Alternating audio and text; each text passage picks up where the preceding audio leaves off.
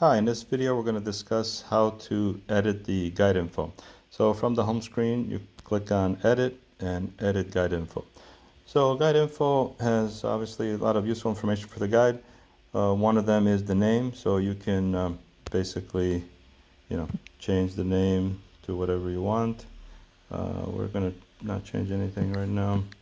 Alright, you can change the image. You click on the image and then you can get an image. Watch the video on images for how to use this, but we won't change anything right now.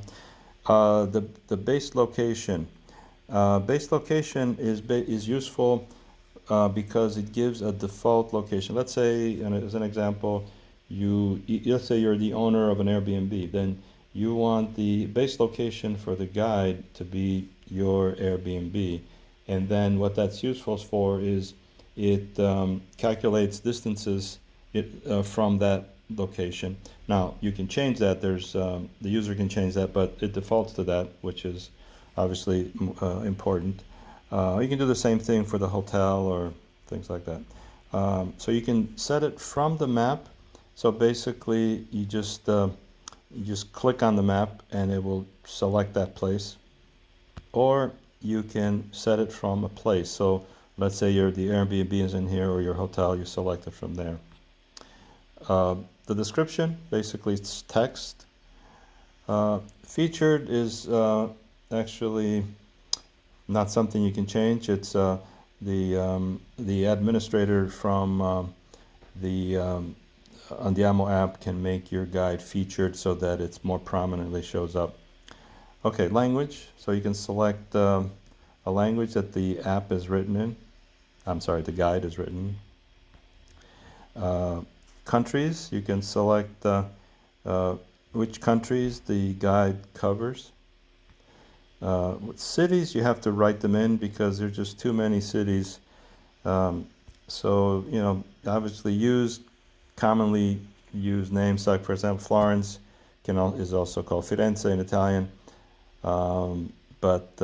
It was just to create a drop-down list would be a little difficult. All right, now we get into the access rights. So all users, so the owner can say, okay, all users can. Now none means they can't do anything. Read means they can read it, but they can't do anything else. Copy means they can read it, they can make a copy, and then that they can modify that copy because it's theirs at that point.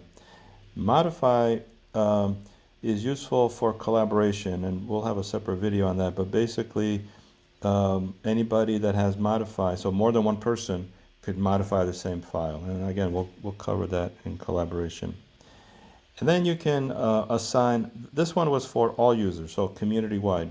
Then you can also assign specific users.